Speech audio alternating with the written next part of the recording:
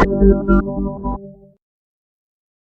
nongtrei jong ka service delivery ki hapoh ka National Health Mission kiba kynthup ki hajar ngut ki nongtrei bat ki nos mynne ka tarik Naitung hajar arpuar ki pynlong da ka jingiaid paitbah ne rally ka sdang na madan malki shaduh ka ophis jong ka Director of Health Services Laitumkhrah Shillong. Kadau jong kani ke jingiaid paitbah kalong ban pyrshah jur halor ka order ne jingai hukum ka National Health Mission balada ki nongtrei ki trei pynshah ot tulop. Katei ka sngi ki nongtrei ki dawaru na ka office jong mission director ban penkiu no e ka tulop jong ki badru ban aiktin la katei ka office kan pediang ne kentaj ya ki jing dawa ki nongtrei ka service delivery jong ka NHM Meghalaya. Salary that we have received by the third draft. Even the first draft, the second draft is the same, and we expect that the third draft it will be increased, but still it is the same. So accordingly to the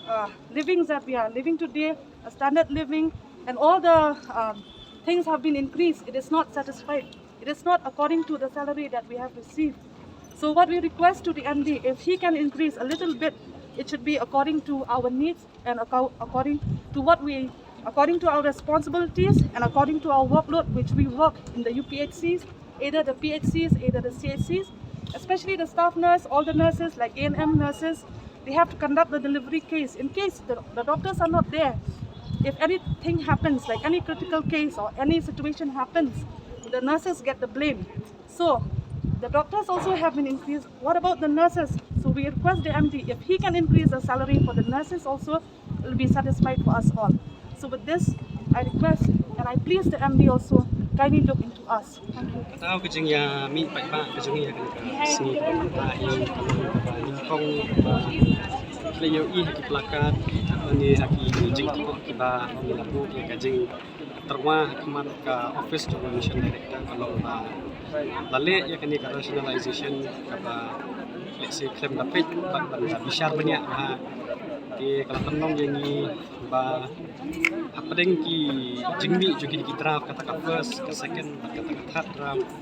kamu rak jingkun yang ni staff kita trei juga NHM kiba hapoh juga di lama juga service di nang ni kata ba kampenlong yang ni bangin susuk bangin susong nak kenal tak yang ni sekemat kan bodoh mentah bangin ya pertajam ya kan ke jingiaid ke mission director kata aku ahi bagini kendu tolong ba mission director hi hadim ba lesi unkhot banyak keren yang inang ni sakmat kamam ba bundai syu ya kemat khot banyak keren tang ya ki representative andai budi bat khot banyak keren ya ini di staff juga service diberi di badan hakam Meghalaya di Porokowai di hakan ke sini mentah kalau don dulu karali yang ki kurang juk kajuk kesur kejengnya pertah kaba ni pertah yang kan rationalization kejeng kami leti kejeng kalong baik ba dai ban le biang yang kan draft sasisen bat hadin balada ban le dai ban pyrshah paitbah sekini ki staff kaba yo le sikio kejeng bampun kan rationalization ke office jong mission dari kita kala tak ada kejeng